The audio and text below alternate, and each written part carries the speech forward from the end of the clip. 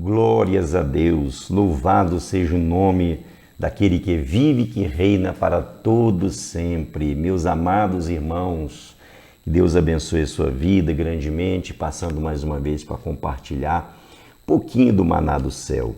E hoje eu quero falar um pouquinho sobre a história do povo de Israel no deserto. E é muito interessante nós observarmos, porque é uma figura do que nós vivemos hoje, na verdade. Preste atenção no que eu vou dizer aqui rapidamente. O povo de Israel, eles ficaram 430 anos escravizados no Egito e depois Deus manda Moisés para resgatá-los, para tirá-los daquela escravidão com uma promessa de levá-los para a terra de Canaã, a terra que mana leite e mana mel.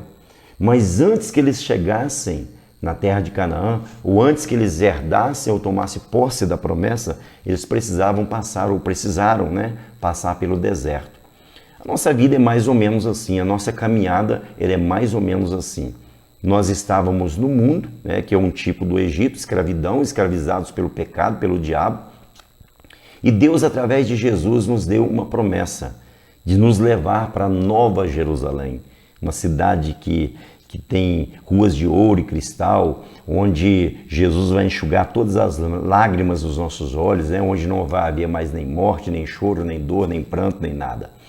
E nós temos que focar nisso, temos que chegar na Nova Jerusalém, na Canaã celestial.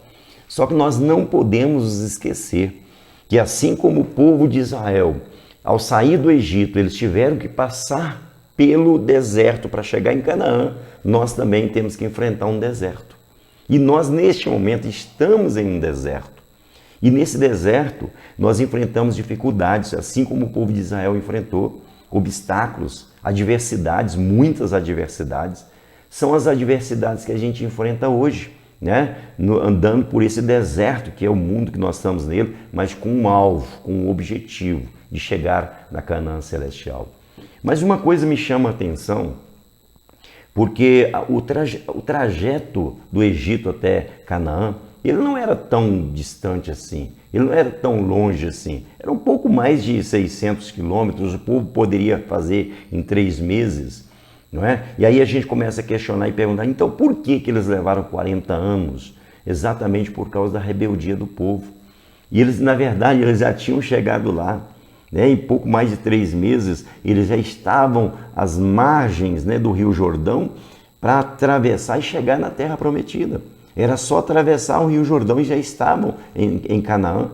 Mas aí, de repente, Moisés manda 12 espias para averiguar a terra, para ver como que a terra era, se era boa ou não.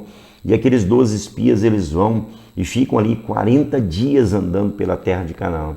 E eles voltam, então, e do lado de cá, ainda no deserto, do lado de cá, o povo estava acampado esperando o relatório.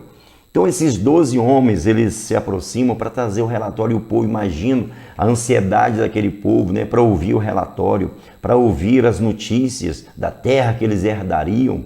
Aí de repente, esses homens que foram espiar a terra, eles começam a relatar o que eles viram lá. Então olha que coisa interessante. Dos 12 que foram lá, 10 desses 12, eles começam a dizer assim, a terra é muito boa, mas nós não podemos entrar lá porque tem gigantes. Isso está registrado em Números, capítulo 13, versículo 25. Eles começam a dizer para o povo de Israel, a nação que estava ali ansiosa, já era só atravessar o Jordão e entrar na terra. Aí aqueles 10 homens dos 12, eles começam a dizer assim, lá tem gigantes, nós não podemos entrar na terra, não é possível tomar posse da terra, é muito difícil. O povo, ao ouvir esse relato, eles começam a ficar desesperados, eles começam a chorar, a gritar e começam então a levantar acampamento com a intenção de voltar para o Egito. Olha que coisa triste.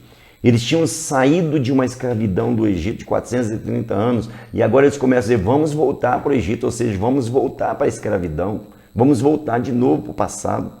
E quando eles começam a gritar, vamos voltar para o Egito, os outros 2 desses 12 homens, chamados Josué e Calebe, eles se colocam adiante do povo E eles começam a gritar para o povo: esperem, esperem, calma, vamos falar para vocês uma outra coisa. E então Josué e Caleb, eles começam a dar um relato mais ou menos o contrário do que os 10 tinham dito primeiro. Lembrem, os 10 disseram assim: a terra é boa, mas nós não podemos entrar porque tem gigantes. Aí Josué e Caleb, eles começam a dizer assim: é verdade, lá tem gigantes, mas a terra é boa. Que coisa interessante, olha o ponto de vista diferente dos dois, né? Dos dois em relação aos 10. Os 10 via a terra boa, mas impossibilitada de ser ocupada porque tinha gigantes. Mas os dois, eles viam os gigantes, mas viam a possibilidade de conquistar, porque Deus estava com eles. Só que o povo já tinha sido contaminado pelos profetas que eu chamo de profeta da desmotivação. E então eles começam a querer apedrejar Josué e Caleb, porque eles já não acreditavam mais naquelas promessas, naquelas palavras. Quando Deus manifestou, e Deus então, ele dá ali uma notícia muito triste para o povo. Ele diz assim: porque vocês não acreditaram, vocês não tomarão posse da terra. Apenas Josué e Caleb, que creram, que acreditaram, vão entrar na terra prometida. E vocês vão morrer pelo deserto. E aí começa a trajetória dos 40 anos. Né? Eles começam a rodear a terra, até que todos que haviam saído do Egito, menos Josué e Caleb, morressem no deserto. E eu quero chamar a sua atenção porque, como eu disse, nós estamos também nesse deserto, indo para Canaã. E muitas vezes aparecem esses falsos profetas ou esses profetas da desmotivação que tentam nos fazer desanimar, tentam nos fazer parar, tentam nos fazer desacreditar. Então eu quero dizer para você que você tem uma promessa e você não pode abrir mão dessa promessa, a promessa de entrar na terra de Canaã, a promessa de herdar a Nova Jerusalém. Não permita que ninguém, por nada deste mundo, coloque dúvidas no seu coração. Não deixe os profetas da desmotivação desanimar você. Tem dificuldades? Tem. Tem gigantes? Tem. Tem lutas? Tem. Mas a terra é nossa. Nós vamos tomar posse, porque Deus nos prometeu e nós não estamos sozinhos. Deus está conosco e nos levará até a entrarmos na Nova Jerusalém, a terra prometida para cada um de nós. Que Deus te abençoe. Um grande abraço.